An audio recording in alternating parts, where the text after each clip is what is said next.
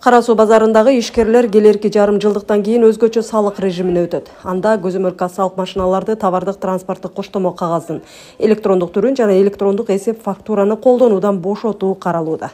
Burada 10 milyonluk tavarum var dele 2300 сом төлөсө, ал эми ошол эле 100 миңге жетпеген товар оборотум болсо, ал деле бир деле төлөчү да.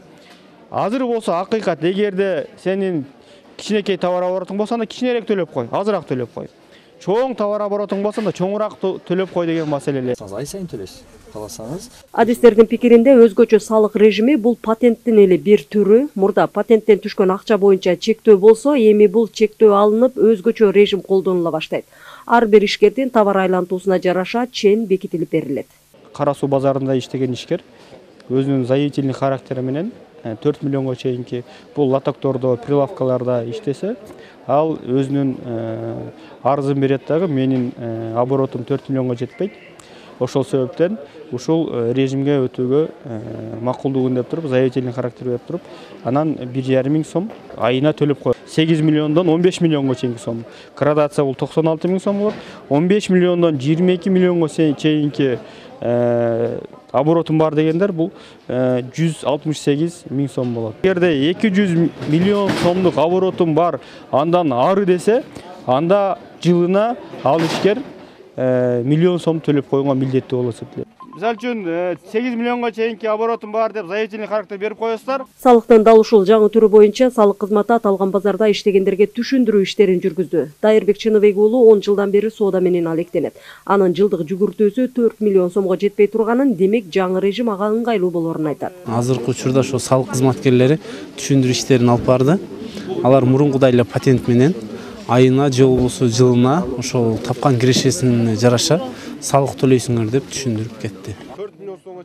Кара Суу базары райондун борборунда жайгашкан, 7 миңдей контейнер, 400 соода жайы бар. Базардан жылына болжол менен 9 миллион сомдон ашык салык жыйналып келген. Мурун ГКМге өткөнүбүздө деп көпчүлүктүн башы айланып, башыбыз айланып, түшүнбөй көпчүлүк адамдар дүрбөлөң болуп атат эле. Мына Кудайга шүгүр, эми түшүнүп, тынч иштеп калдык.